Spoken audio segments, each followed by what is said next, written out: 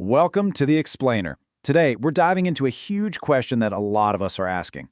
In this crazy economy, how on earth do you actually build wealth?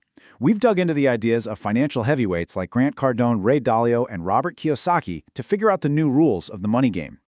So let's just jump right in with a question that's probably crossed your mind. I mean, we're all told to save, right? Put your money in the bank, it's safe, it's secure. But what if that's just not true anymore? Well, if you ask the experts we looked into, the answer is a pretty loud and clear no. They're basically screaming that the financial advice our parents followed is broken, it's dangerously out of date, the rules have changed, and we need a whole new playbook. Okay, so to wrap our heads around these new rules, we've got to first tear down the old ones.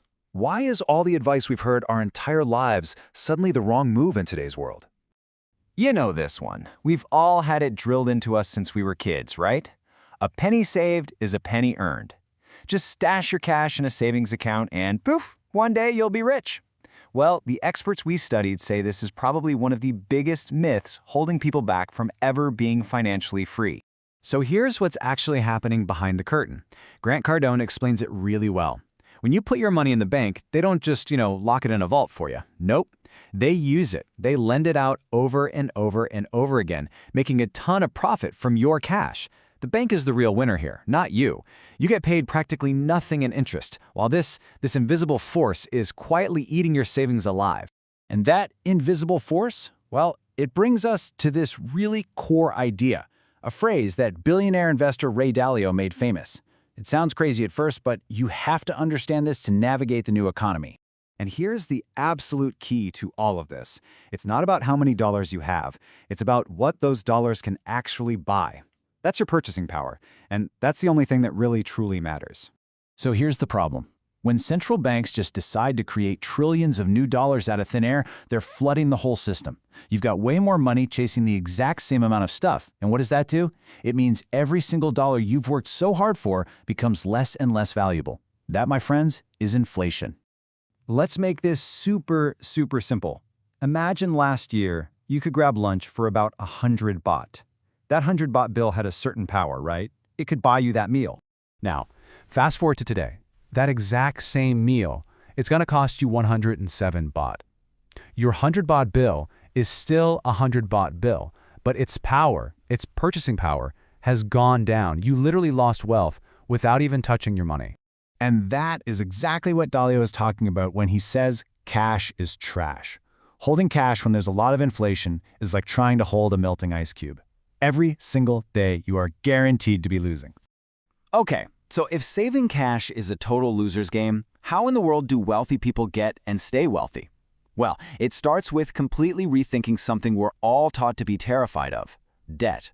The old advice is simple, right? Just avoid debt at all costs.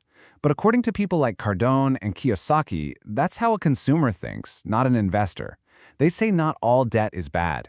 In fact, there's a huge difference. And this slide just lays it out perfectly. On one side, you've got bad debt. This is the stuff that takes money out of your pocket. Think credit card debt for a vacation, a loan for a new car that loses value the second you drive it off the lot. Then you've got the other side, good debt. This is the game changer. It's debt you use to buy things that put money into your pocket, like a loan for a rental property where your tenants pay you every month. And this is exactly how it works in the real world. Cardone is famous for this. He uses the bank's money, good debt, to buy huge apartment buildings. The rent from all the tenants pays off his loan, covers all the expenses, and still puts a ton of cash in his pocket every single month. It's genius. All right, so if we're not supposed to be hoarding cash, and we're actually using debt as a tool, where does that leave us? Well, it leads us to the new #1 rule. You have to be an investor. So let's look at a few of these strategies. Grant Cardone's whole world revolves around cash flow. His method, which you see here, is simple, but it's incredibly powerful. You buy things that pay you every month, you use that cash to cover all your costs, and then you take every last dime of profit and dump it into buying more things that pay you. It's like a wealth-building machine that just keeps growing. Then you have Ray Dalio, who runs the biggest hedge fund in the world. His strategy is all about diversification. His big idea is, look, you can't predict the future, so don't put all your eggs in one basket. You have to spread your money across a bunch of different things that won't all crash at the same time. Stocks, bonds, gold.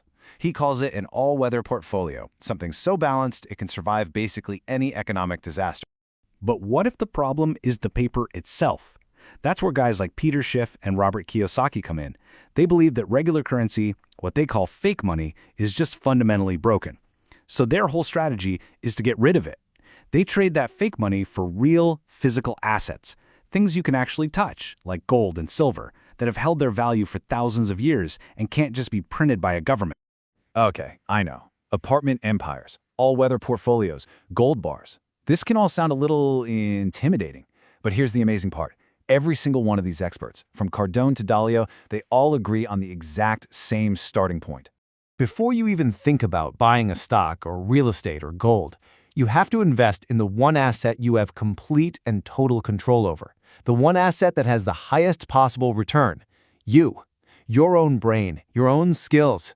So what does that actually look like? Well, it's pretty simple. First, get so good at what you do that people have to pay you more. Then, don't rely on just one paycheck. Build a second, maybe even a third source of income. And finally, you have to become obsessed with learning this stuff. Read the books, take the courses, find people who know more than you do, and learn from them. This is the foundation. You can't win the game if you don't even know the rules. So look, the big takeaway here isn't to just blindly follow one of these guys. It's to realize that the financial game has totally changed. The old way, passively saving your money and hoping for the best, is over. The new path is about actively taking control, educating yourself, and putting your money to work, starting with an investment in you. So the only real question left is, what's your first move going to be?